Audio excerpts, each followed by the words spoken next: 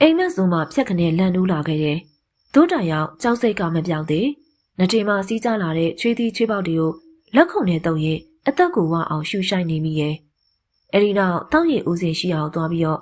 အုံမုခွက်နဲ့ရေတစ်ခွက်ကိုမောချတောက်လိုက်သည့်တိုင်မောင်ညုံမင်းရဲ့ရင်ထဲမှာကြောက်စိတ်မပြေသေး။အိမ်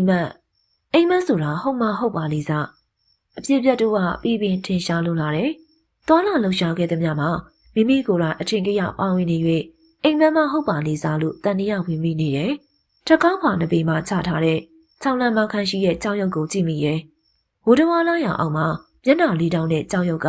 ငြိမ်သက်စွာရန်နေစေ။လှုပ်ရှားမှုတစုံတရာမရှိပကတိကြောက်ရွံ့ပင်ဒီ။ဤကြောက်ရွံ့ကလှုပ်ရှားအသက်ဝင်လာတယ်ဆိုရင်အိမ်မက်ထဲမှာသာဖြစ်ပေလိမ့်မယ်။အပြင်လက်တွေ့မှာမဖြစ်နိုင်။အဲဒါကြောင့်သူကြုံတွေ့ခဲ့ရတဲ့အဖြစ်အပျက်တွေအားလုံးကလည်းအိမ်မက်သားလေးဖြစ်ပေလိမ့်မယ်။အိမ်မက်ထဲမှာထိုကြောက်ရွံ့ကအသက်ဝင်လာပြီးတော့တဖြည်းဖြည်းကြီးထွားလာခဲ့တယ်။ပကတိလူတရက်ခန့်ထိကြီးလာတဲ့မျက်နှာလေးတောင်နဲ့အဆိုပါကြောက်ရွံ့ကမောင်ညိုမင်းကိုခေါ်၍ရွာလမ်းမအတိုင်းရှောက်ခဲ့ကြတယ်။သူတို့ကိုဘယ်သူမှမမြင်။ထို့အတူဘယ်သူမှမတားဆီးနိုင်။မောင်ညိုမင်းကငင်းဆန်တိုင်းစွမ်းမရှိဘဲနဲ့ကြောက်ရွံ့နဲ့အတူအိမ်ကြီးတဲ့အိမ်ထဲဝင်ရောက်ခဲ့တယ်။ထို့အိမ်ကကုန်းချံပါရှိဥပမောင်ရဲ့အိမ်မတီအံ့ဩပဲကောင်းတာကကျုံးတက်ကမာကြီးကိုဖွင့်မှုမလိုပဲနဲ့အတဲကိုအလွယ်တကူစိတ်ဝင်နိုင်ခဲ့ခြင်းပဲတကားသာမကကာစီးထားတဲ့မြေတီအတားစီးကိုမစိုးယခုကဲ့သို့အလွယ်တကူစိတ်ဝင်ဖောက်ထွက်နိုင်တယ်တကယ်တော့အခုလိုအစွမ်းစားရှိတာအောင်လဲမောင်ညိုမေးမသိမျက်နှာလေးတောင်ကြောက်ရွံ့ကြီးပြုလုပ်သလိုလိုက်လံပြုလုပ်နေခြင်းသာဖြစ်တယ်မလုတ်ချင်တဲ့အရာတွေကိုလည်းလိုက်လုပ်နေရတယ်ယခုလည်းကြည်ပါဥပမောင်ရဲ့အနှင်းနဲ့အလားလားရှာဝေစုဆောင်းထားတဲ့ရွှေရဲ့ပစ္စည်းတွေခိုးယူခဲ့ရပြီဖျားမကြိုက်နမ်းမကြိုက်တဲ့ခိုးယူခြင်းကံကိုကျူးလွန်နေရပြီအဲဒီလိုခိုးယူပြီးနောက်ပိုင်း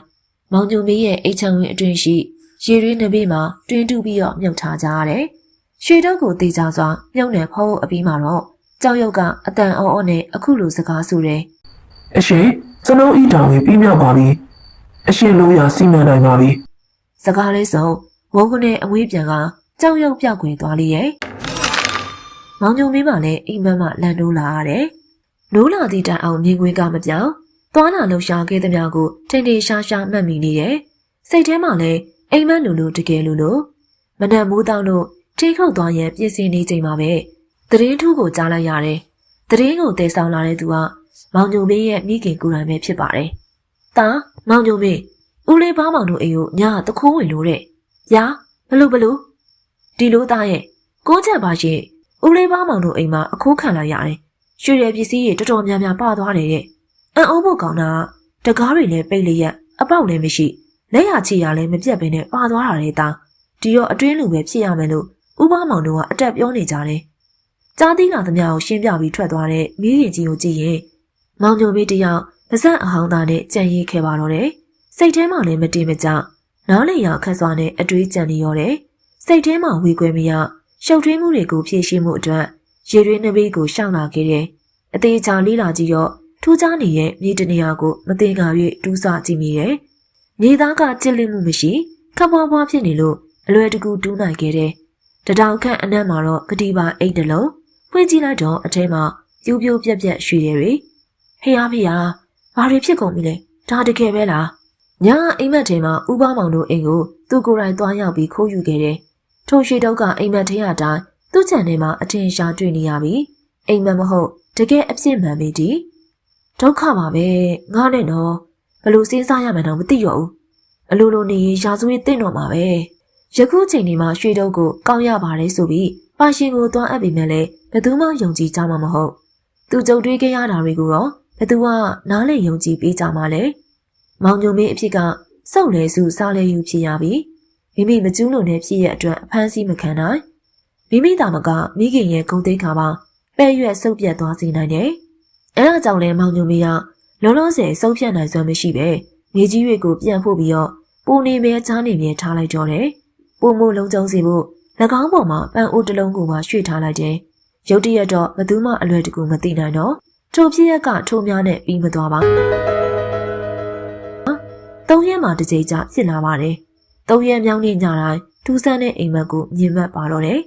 အိမ်မက်ထဲမှာမောင်ညိုမင်းကမျက်နှာလေးတောင်ကြောက်ရွံ့ကြီးခေါ်ဆောင်ရနောက်ကိုလိုက်ခဲ့ရပြန်တယ်ကောင်းတော့သွားခြင်းကမဟုတ် ကာယကံမြောက်ခိုးယူခြင်းအဖြစ်ကိုကျူးလွန်နေရတာဖြစ်တယ်။ဥစ္စာဒနာကျွဲဝါတဲ့အိတ်တဲ့အိမ်ကိုနှစ်ယောက်သာဝင်ခိုးရတာဖြစ်ပါတယ်။နားလည်ရခက်တဲ့ဖြစ်ရကအိမ်မက်လို့ဆိုပေမဲ့လည်းရေတွေးအနည်းရှိမြေကြီးထဲကိုသွားကြည့်ရောအိမ်မက်ထဲမှာခိုးယူလာတဲ့ဥစ္စာဒုက္ခရှိနေပြန်တယ်။မောင်ညိုမီဘဝကအလိုလိုနေရတခိုးကြီးဘဝရောက်မှန်းမသိရောက်လာခဲ့ရပြီ။ခိုးရပါပစ္စည်းတွေကလည်းတစားတဲ့တစများပြားလာခဲ့ပါပြီ။မောင်ညိုမီကစိတ်ရှုပ်ထွေးစွာနဲ့ကြောင်ရုပ်ထုတွေကိုတေချာစွာကြည့်မိလိုက်တယ်။အခုတော့ထိုကြောင်ရုပ်က6လမှခန့်သာရှိရဲ့တာမန်ကြောင်ရုပ်တစ်ခုများသာသို့တော်ညဘက်တွေမှာထိုကြောင်ရုပ်ကအသက်ဝင်လာခဲ့တယ်။အဘဲကြောင့်ထို့သို့ဖြစ်နေရပါသလဲ။တနေ့တော်ထဲမှာထင်းခုန်နေကထိုကြောင်ရုပ်လေးကိုအမတ်မထင်သူကောက်ရခဲ့တယ်။စောစရာအယုတ်တရုပ်သို့မဟုတ်အမတ်တရရုပ်ထုလေးတစ်ခုအဖြစ်သဘောထားပြီးတော့သိစေထားမိခဲ့တယ်။အခုတော့ထိုရုပ်ထုကဂျိုမွေနေလေပြီ။သူ့ကိုတခိုးဘဝရောက်အောင်တွန်းပို့ခဲ့ကြပြီ။ရာဇဝင်မှုမြောက်အောင်စောင့်ကျင်းနေပြီကောသူပါဆက်လုပ်ရမလဲ။အခုရရှိထားတဲ့ဥစ္စာဒနာတွေကတတိဘဝကိုခံယူနိုင်သည်ကအမှန်ပဲ။သို့တော့မဖြူစင်တဲ့မစင်ကြယ်တဲ့ယတနာများသာတည်းထိုများသာမက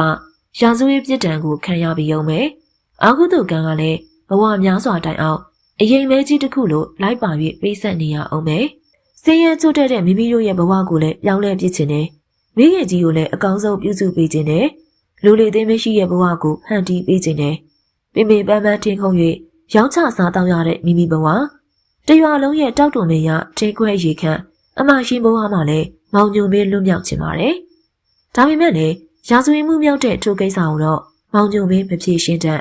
ဘလို့ကင်တွင်ရမှန်းလည်းမသိကိုသူဘဝအဖြစ်နဲ့မရောက်ခြင်းအဲဒါကြောင့်ထိုเจ้าရုပ်ကိုထုခွဲပျက်စီးပြစ်တော်မယ်လို့လည်းတွေးမိရဲ့သူတိမဟုတ်တော်ရဲကိုပြန်ယူသွားပြီးတော့ကောင်းရတဲ့နေရာမှာပြန်ထားလိုက်မယ်လို့တွေးမိရဲ့เจ้าရုပ်ကိုရေကြီးပေါ်ချပြီးတော့ရဲတင်းနဲ့ထူးချေပြည့်ရန်ကြံပြီးရဲတင်းကိုမြောက်လိုက်တယ်ထိုကနမှာရဲတင်းကြိုက်ထားတဲ့မောင်ညိုမင်းရဲ့လက်က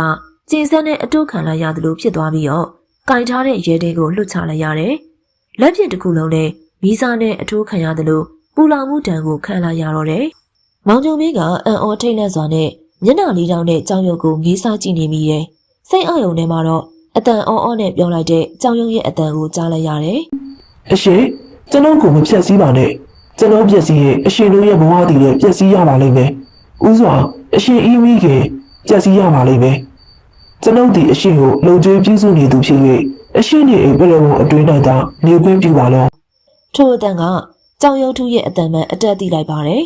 မိခင်ကြီးကိုထိခိုက်စေမယ်ဒုက္ခရောက်စေမယ်ဆိုလို့ရုပ်ထုကိုဖျက်ဆီးမဲ့အကြံကိုလက်လျှော့လိုက်ရတယ်မိမိဘဝကကြောက်ပိတ်မိနေရပြီရွေးချယ်စရာလမ်းကမရှိရဲရွာထဲမှာတော့တည်င်းတူတွေကဟိုးလေးတကြောကြောဖြစ်နေပြီတအိမ်မီးတအိမ်ခိုးယူခံနေရတဲ့တည်င်းတွေကလူတိုင်းမဆက်ပြားမှရေပန်းစားနေပြီအရင်ကဒီလိုမရှိပါဘူးအခုတော့တခိုးကအတော်ပူနေပြီတကြီးလည်းခေါင်းကိုက်နေပြီခိုးသူ့ကိုမိဖို့ကာလာသားတွေနဲ့တညာလုံးစောက်ဖမ်းကြတယ်တဲ့ဒီလိုစောက်ဖမ်းတဲ့ကြားကပါသွားပြန်ရောအေးလေတခိုးကကိုများပြောင်းနေသလားမသိပါဘူးအေးတော်သေးတာပေါ့ရှိရဲ့သူတွေစီရပဲခိုးသွားလို့အိုးဒါကတော့အေးခိုးပါလေဆိုမှရှိရဲ့သူစီရပဲခိုးမှာပေါ့ဒိုးစီကအိုးစုံနဲ့ဖြာဆုပ်ပဲရမှာအောင်ဘာပဲဖြစ်ဖြစ်တခိုးကတခိုးပဲမင်းတို့ကတော့အနှုတ်ကြိတ်ပြစ်မယ်ဘယ်နဲ့ကွာသူများတွေအနည်းနည်းအလားလားရှာဖွေထားတာကိုအလွယ်လိုချင်းလို့ဘဲရမလဲရွာရရလူတွေရဲ့တယောက်တစ်ပေါက်ပြောဆိုတန်းတွေကိုကြားတိုင်းမောင်ကျုံမီတယောက်ခေါင်းမဖော်ရဲ့ထိုစကလုံးတွေကသူ့ရင်ကိုမီးစားနဲ့ထိုးနေတယ်လို့ခံစားနေရတယ်သူ့ဘဝတစ်လျှောက်လုံးထိမ့်သိမ်းလာခဲ့တဲ့ယူသားကုံတို့ကအခုတော့ပျက်စီးခဲ့ရပြီကျူစင်တဲ့စိတ်ထားနဲ့ရဲရွာထဲမှာစံပြပစ်ခဲ့တဲ့မောင်ကျုံမီကိုကြည်စမ်းရိုးရိုးသားသားနဲ့အမေဦးကြီးကိုလှုပ်ကြွေးနေတာဟုတ်တယ်အကျေးဇာရိတာလည်းကောက်စိတ်ထားလည်းဖြူစင်ရှာတယ်ပင်ပင်ပန်းပန်းရရအလုံးလုပ်ပြီးတော့သူ့မိကိုရှာကျွေးနေတာဤသို့သောကြီးမိုးစကားတွေနဲ့စံပြလူငယ်တယောက်ဖြစ်ခဲ့တဲ့အမေတစ်ခုသားတစ်ခုမောင်ကျုံမီတို့ဘဝမှာအခုတော့အယောင်ဆိုးခံရပြီဒီအကြောင်းတွေကိုမိခင်ဖြစ်သူကိုထုတ်ဖော်မပြောရဲတိများတိသွားရင်မိခင်ဖြစ်သူကရှက်လို့အသက်ပါသွားနိုင်တယ်ကျောင်းလူကြီးကတော့ဝိတရားမပြတ်၃ရက်မြောက်တဲ့ညတိုင်းမောင်ကျုံမီကိုခေါ်ပြီးတော့ခိုးခြင်းအမှုကိုကျူးလွန်နေစေတကြီးရဲ့လည်းမချမ်းရွာဦးဖုန်ကြီးကျောင်းကိုလည်းအလွတ်မပေးတခြားရွာတွေအထိပဲသွားရောက်ခိုးယူခဲ့ပြီအခုတော့မောင်ညိုမင်းတီကတာမန်တခုအသေးစားမဟုတ်တော့အဓိပတိတခုအကြီးစားဘဝရောက်နေရပြီအဲဒါကြောင့်မောင်ညိုမင်းတခုစဉ်းစားပြီးရဲ့၃ရက်မြောက်ညရောက်တိုင်းတခုဘဝရောက်နေရတယ်အိပ်ပျော်သွားလို့သာအိမ်မက်မက်ပြီးရောက်ခဲ့ရတာဖြစ်တယ် အိမ်မပြောကထိုပြင်းမှုကိုကျူးလွန်နိုင်မှာမဟုတ်။အဲဒါကြောင့်ထိုညမှာပဲအိမ်ဖို့အတွက်ဆုံးဖြတ်လိုက်တယ်။စိတ်ကိုတေးတေးထားပြီးတော့အိတ်ချီစိတ်ကိုမောင်းထုတ်ရမယ်။အိမ်ကလာရင်မျက်နှာထားသေးတယ်။ခြံထဲလမ်းထားလျှောက်တယ်။မဖြစ်ဖြစ်တဲ့အနေနဲ့အိမ်ပြော်မသွားဖို့ကြိုးစားခဲ့ရတယ်။သို့တော့တက်ကြီးကောင်းချချိန်မှာထူးခြားမှုတစ်ခုကိုရေးဆိုင်လိုက်ရပါတယ်။မောင်ကျိုမင်းကဘူးစီအနီးမှာခောက်တော့ခောက်ပြန်လမ်းလျှောက်နေရဲ့။အနေငယ်အိမ်လိုက်လာလို့အိမ်ပြော်မသွားစေဖို့ထို့သို့လမ်းလျှောက်နေရဖြစ်တယ်။အဲဒီလိုရှိစဉ်အရှိအချိန်ကြပြီသွားကြစို့အတန်အော်ကြီးကိုအနီးကပ်ကြားလိုက်ရတယ်။ရှင်ထဲမှာထိတ်ကနေဖြစ်သွားရတယ်။ရှင်းတော့ဝဲရလှည့်ကြည့်ပေမဲ့လူရိပ်လူရောင်များမတွေ့ရ။ကြောက်ရွံ့ကြီးရဲ့အတန်ကတေးကြပါတယ်။မှားစရာမရှိ။ကြောက်ရွံ့ကြီးကလာရောက်ခေါ်ယူနေပါပြီ။မောင်ကျိုမင်းကဒေါသထွက်စွာနဲ့လက်သီးကိုကြည့်ကြည့်ပါအောင်စုပ်ပြီးပြောလိုက်တယ်။မလိုက်ဘူး။ငါ့ကိုလာမခေါ်နဲ့။မင်းကမိစ္ဆာကောင်။မိစ္ဆာအလုပ်တွေလုပ်ဖို့ငါ့ကိုလာမခေါ်နဲ့။ငါမလိုက်ဘူး။လုံးဝမလိုက်ဘူး။မလိုက်လို့မရပါဘူးအရှင်။ဒါအကျဉ်းတို့ရဲ့တာဝန်ဝတ္တရားပဲမလွဲမသွေပြုလုပ်ရမယ်ကျဉ်းတို့ရဲ့ရက်တီမှုလုပ်ငန်းပါပဲရုပ်ကိုမမြင်ရပေမဲ့အတန်ကိုဆက်ကြားနေရတယ်ဘာဝတ္တရားလဲဘာတောင်းရင်လဲဘာကြောင့်လုံးရမှာလဲဒေါသတွေတင်းမာနေရဲ့ကြားကမောင်ကျုံမင်းရဲ့ရင်ထဲမှာဟာကနေဖြစ်သွားရတယ်အမြင်မှာဝုန်းကနေပြုတ်ကျတယ်လို့မျိုးခေါင်းထဲမှာမူးကလေးမိုက်ခနဲ့မလိုက်ဘူးလုံးဝမလိုက်ဘူးငါ့ကိုလာမခေါ်နဲ့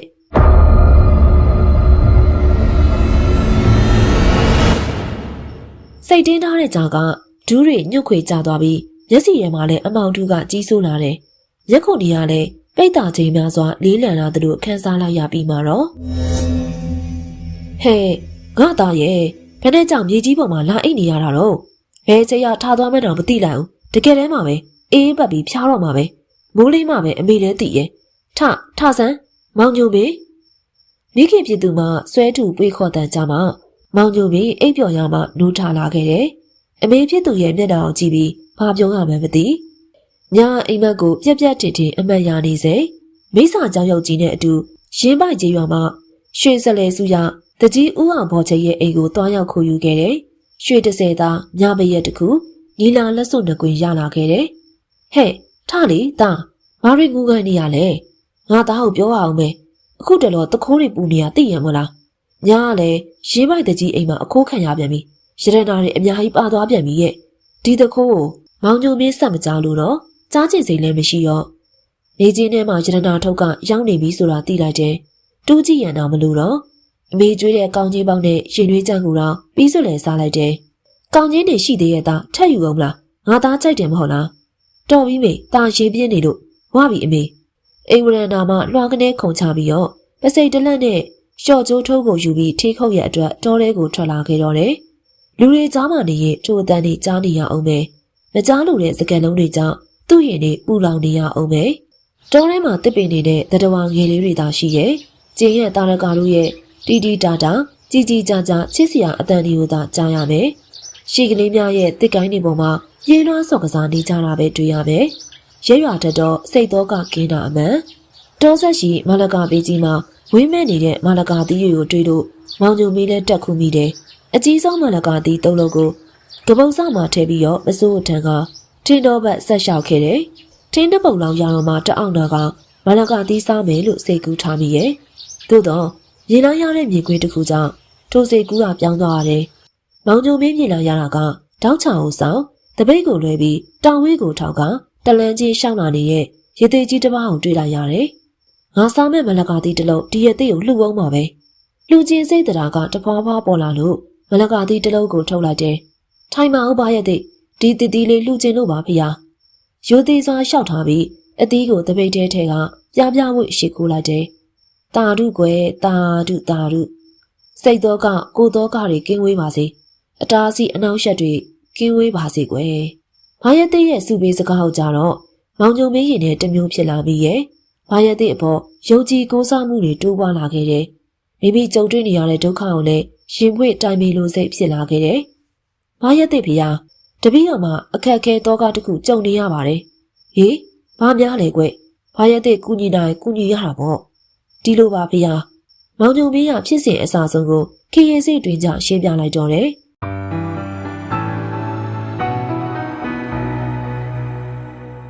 ဘာရဲ့တဲ့ကတေချာစွာနားထောင်ပြီးရဲ့နောက်ဒီเจ้าရုပ်ကစောရနဲ့ခံမိနေရပဲပြုလုပ်ဖန်တီးရဲ့ပညာရှင်က စောရနှက်ခတ်နဲ့ရှင်ပြီးတော့ရုပ်ထုကိုထုလုပ်ဖန်တီးခဲ့တာသူတစ်ပါးဥစ္စာသူတစ်ပါးပစ္စည်းကိုခိုးယူဖို့ပြုလုပ်ထားလျော့ကောင်းတဲ့ပညာရှင်တော့မဟုတ်တန်ဘူးတကားလေးဖြစ်ရက်ကလည်းစမ်းကျင်လူးနေတယ်နေုံကွဘာရက်သိမှာမိတ်ဆွေရစ်တစ်တစ်ပါးရှိရဲ့သူကလောကီဂမ်ဘီယာပညာရက်တွေတက်ကျွမ်းတယ်သူနဲ့တိုင်ပင်ကြည့်ကြတာပေါ့အဘလမ်းညွှန်ခဲ့မယ်နွားရိုင်းသွင်းချိန်လောက်ကြာရင်တကားလေးဒီကြောက်ရုပ်ကိုယူပြီးတော့လာခဲ့တိမ်မဖေကတပည့်တော်ဆက်လာခဲ့ပါမယ်တရွေ့ရွေ့ထွက်ခွာသွားတဲ့ဘာရက်သိရဲ့ကြောပြူကိုကြည့်ရင်မောင်ညိုမင်းတယောက်ရှင်ထဲပေါ်သွားသလိုခံစားလိုက်ရတယ်ရှုပ်ထွေးနေတဲ့ပြဿနာရဲ့အဖြစ်တစ်ခုကိုတော့ရနိုင်ကောင်းပါရဲ့ထိုညနေမှာမောင်ညိုမင်းကညနာလေးတောင်ကြောက်ရုပ်ကိုအဝေးစားနဲ့ပတ်ချီပြီးတော့ဘာရက်သိတို့ရှိတာတကူတည်းထွက်လာခဲ့တယ်ပစိုးစီသွေးရောင်စီးစအနာမှာတောအုပ်ကသူ့ခုမပကြီးကတစ်ချက်နဲ့သူတွေနေမီကြီးကမကြမီအချိန်တွင်အနောက်ကောရာကွင်းကိုခေါင်းတင်ပြီးတော့မိဆက်ဝင်ရောက်တော့မယ်အိတ်တန်တန်ကဲ့ကဲ့များရဲ့အတန်ကကြွတ်ကြွတ်စီညံနေတယ်မယိုးချောင်းခွေလေးအနီးမှာဘာရက်သိရဲ့ចောင်းတင်ကန်ဝါကြောက်လေးကိုအလွယ်တကူရှာတွေ့ခဲ့ပါတယ်တရားရှာမိနေကြတဲ့သူတော်စင်များရဲ့တရံကငိမ့်အေးလှပြီးစွာအေးချမ်းလှပြီးစွာလာတကားလေးလာအပေါ်တက်ဘာရက်သိကမောင်ညိုမင်းကိုလူလူလာလာကြိုဆိုပါတယ်ဝါကြောင်လေးပေါ်မှာနောက်ထပ်ရစ်တစ်တစ်ပါးကိုတွေ့လိုက်ရတယ်ထိုရစ်သိကဘာရက်သိလောက်အသက်မကြီးသေးပါအလူဆုံးရှိမှအသက်30ကျော်ကျော်သာရှိပေလိမ့်မယ်သို့တော့တမထဆရဏအလုပ်တွေကိုပြင်းပြင်းထန်ထန်အားထုတ်ထားဖို့ရတယ်ဘာရက်သိရဲ့မျက်လုံးစုံကစူးရှာတောက်ပါနေရဲ့ဒီနားတဝိုင်းမှာတော့ဒရိုက်တက်စဉ်အင်းစမအတက်တွေကိုကျွမ်းကျင်နှက်ဆန့်သူလို့နာမည်ကြီးအားကိုးရတဲ့ရသေးလေးစိတ်ခိုးဆိုတာသူပဲကဲဒီရတခါလေးเจ้าကိုတော့ဘာရက်သိရှင်းပြထားလို့သိခဲ့ပြီးအဲ့ဒီเจ้าကိုပြဆန်းမအောင်တစ်ချက်ကြည့်ရအောင်မောင်ညိုမင်းကအဝင်းနဲ့ထုတ်ထားတဲ့ကြောက်ရုပ်ကိုရိုသေးစွာထုတ်ပေးလိုက်တယ်ရသေးကလေးစိတ်ကူကကြောက်ရုပ်ကိုတေချာစွာကိုက်တွယ်ကြည့်ရှုနေတယ်စိတ်ကောင်းကြောက်ကောင်းတပွေကိုစိတ်ဆက်စွာကြည့်နေတဲ့ရတနာကုန်းတဲ့တယောက်ရဲ့ကြည်ကြီးမျိုးဖြစ်ပါတယ်ဒါအပြင်မျက်စိကိုစုံမိပြီးတော့အာယုခံနေဟန်တူတယ်အတန်ကြာတဲ့အထိငြိမ်သက်နေရဲ့အဲ့ဒီနောက်သုံးလမ်းမပတ်လည်ခန်းရှိကြေးဝါပြားတစ်ချက်ကိုထုတ်ယူလိုက်တယ်ထိုကြေးပြားလေးပေါ်မှာအင်းကွက်တွေရေးဆွဲထားတာကိုမောင်ညိုမင်းတွေ့လိုက်ရတယ်ရသေးတွေကကြောက်ရွံ့ထုကိုထိုအင်းကွက်ပေါ်မှာအသာရတင်လိုက်တယ်အဲ့ဒီနောက်စက်ကူထုတ်ကိုဖွင့်ပြီးတော့အဝါရောင်အမုတ်တွေကိုအယုတ်ရဲ့အောက်ခြေမှာဖြူချပြန်တယ်ပြီးရဲ့အခါတစုံတစ်ခုကိုခတ်တူတူရွတ်ဆိုနေတယ်ပြီးပြီးသားသားကြားရသမျှအုပ်တစ်လုံးသာရှိပါတယ်ကျန်တာဘာတွေရွတ်နေတာကိုမောင်ညိုမင်းမသိသို့တော့အံ့ဩစရာမြေခွေတရက်ကိုတော့တွေ့လိုက်ရတယ်မျက်နှာလေးတောင်းတဲ့ကြောင်ရုံထုကတကြွကြွမိတဲ့နဲ့ကြေးပြားပေါ်မှာလှည့်ပတ်နေရဲ့ကြောင်ရုံထုကထင်းထင်းရှာရှာအခုလိုအသက်ဝင်လှုပ်ရှားလာတာကိုမောင်ညိုမင်းကပါစံအဟောင်းသားနဲ့ငေးဆိုင်ကြည့်နေပြီရဲ့ထို့အချိန်မှာကြေးပြားပေါ်မှာဖြူထားတဲ့အဝါရောင်ဆေးမုတ်တွေကအငွေးပြန်၍တက်လာခဲ့တယ်အဝါရောင်အခိုးငွေတွေကရုပ်ထုရဲ့ပတ်လည်မှာဝိုင်းပတ်နေကြပြီးရဲ့နောက်ကြောက်သားတွေကိုစိတ်ဝင်ပြောက်ကွယ်သွားပါတော့တယ်ဒါရိုးရိုးကြောင်မဟုတ်ဘူးမော်အစီရင်အတက်ပညာနဲ့ပြုလုပ်ထားတဲ့စောရရုပ်ထုပဲစောရနှက်ခမ်းနဲ့ရှင်ပြီးတော့အသက်သွင်းထားတဲ့စောရရုပ်ထုဖြစ်တယ်သူတို့ပါဥစ္စာပစ္စည်းတွေကိုခိုးယူဖို့ခိုင်းစေနိုင်တယ်ရှင်းရှင်းပြောရရင်မကြုံမလို့တဲ့ပရလောကသားကိုဒီရုပ်ထုမှာဖမ်းလောင်ထားပြီးတော့စေခိုင်းတဲ့သဘောပဲဒါဖြစ်ဘလို့လုံးဝပါမလဲဖေရတကားလေးလုံးဝမှာဟော်ဒီလက်ဖွဲ့လေးကိုလဲပြီးမှတပတ်တိတိဆွဲအိပ်ရမယ်ဒီလက်ဖွဲ့ရလက်ပြသိမ်းလက်ဖွဲ့တနည်းပြောရရင်ဝိညာဉ်ချုပ်တဲ့လက်ဖွဲ့ပဲညဘက်တွေမှာတကားလေးဝိညာဉ်ကအပြင်ကိုထွက်သွားတာတွေကိုတားဆီးပေးနိုင်တဲ့လက်ဖွဲ့ပေါ့ရသေးလေးစိတ်ကအနီရောင်ပိုးကျုံနဲ့ထုတ်ပိုးထားတဲ့လက်ဖွဲ့ကိုမောင်ညိုမင်းကိုပေးလိုက်တယ်ဒီရုပ်ထုနဲ့ပတ်သက်ပြီးဘာမှမပူနဲ့ရုပ်ထုမှာကိတ်အောင်နေတဲ့ပရံဝိညာဉ်ကိုထွက်ခွာဖို့အမိန့်ပေးထားတယ်အထက်စမစည်းတော်ကိုလည်းရုပ်ထုထဲသွင်းပေးလိုက်တယ်အချိန်တန်ရင်ပြဿနာတွေပြီးဆုံးသွားပါလိမ့်မယ်ဒီညတော့ဒီရုပ်ထုကိုထားနေကြနေရမှာပဲထားပေးလိုက်ပါကျေးဇူးကြီးလာပါတယ်ဘာရဲ့သေးတို့မောင်ညုံမင်းကရတဲ့နှစ်ပါးကိုဥခိုက်ရှိခိုးပြီးတော့နှုတ်ဆက်ကပြန်လာခဲ့တော့တယ်ရေချောင်းဖြစ်တဲ့အညစ်အကြေးကိုရေနဲ့စင်းမှသာဆင်ကျယ်သလိုလောကီဂမ်ဘီယာအစီရင်နဲ့ပြုလုပ်ထားတဲ့ကိစ္စတွေကိုလောကီဂမ်ဘီယာအတတ်ပညာတို့နဲ့သာဖြည့်ရှင်းနိုင်ပြီတဲ့သုံးရက်မြောက်တဲ့နေ့မှာရင်တထိတ်ထိတ်နဲ့မောင်ညိုမင်းတယောက်အိပ်ရာဝင်ခဲ့တယ်သို့တော့လက်ဖွဲ့ရပဲစွန့်လေသလားရသေးလေးရပဲထက်လို့လာတော့မသိ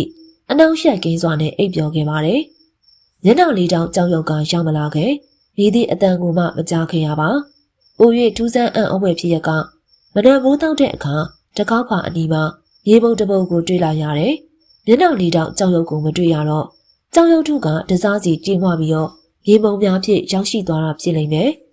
စောရနှက်ခတ်နဲ့ရှင်ပြီးတောက်ဝင်လှုပ်ရှားနေတဲ့စောရဝင်းကြီးကြောက်ရွံ့ကလည်းဤလောကမှာအပီးပိုင်ပြောက်ွယ်ခြုံငိမ့်သွားခဲ့ပါပြီထို့ရက်ပိုင်းအတွင်းအခိုးခံရတဲ့အိန္ဒိယမိုးလေးလိုတကားဖွင့်လိုက်တဲ့အခါအိရှိမှအထုပ်တစ်ထုပ်ကိုတွေ့လိုက်ကြရပါတော့တယ်ဖွင့်ကြည့်လိုက်တဲ့အခါမှာတော့၎င်းတို့ပျောက်ဆုံးသွားတဲ့ရတနာပစ္စည်းတွေကိုဝမ်းသာအားရအံ့ဩဖွယ်ရာတွေ့လိုက်ကြပါတော့တယ်ပရိသတ်များရှင်အခုတင်ဆက်ပေးခဲ့တာကတော့စာရေးသူဝတ္တုံဟိတ်ထက်ရေးသားထားတဲ့စောရနှက်ခတ်နဲ့ရှင်သောကြောင်ရုံဆိုတဲ့ဇာတ်လမ်းလေးပဲဖြစ်ပါတယ်ကျမတို့ရဲ့ Ambitious Horror Story Channel ကနေထိတ်လန့်ဝင်ရာကြောင်ရုံဝင်ရာတရေဇာတ်လမ်းကောင်းတွေကိုတင်ဆက်ပေးနေတဲ့အတွက် channel လေးကို like and subscribe လေးလုပ်ပြီးတော့အားပေးခဲ့ပါအောင်ရှင်ဗီဒီယိုလေးတွေကိုအမြဲကြည့်ရှုကြရင်တော့ဘီနာနူတီခေါင်းလုံးလေးပါနှိပ်ထားပေးပါအောင်နော်ဒီနေ့ရဲ့ဗီဒီယိုလေးကိုလည်းနားဆင်အားပေးခဲ့ကြတဲ့အတွက်ပရိသတ်ကြီးအားလုံးကျေးဇူးတင်ပါတယ်ရှင်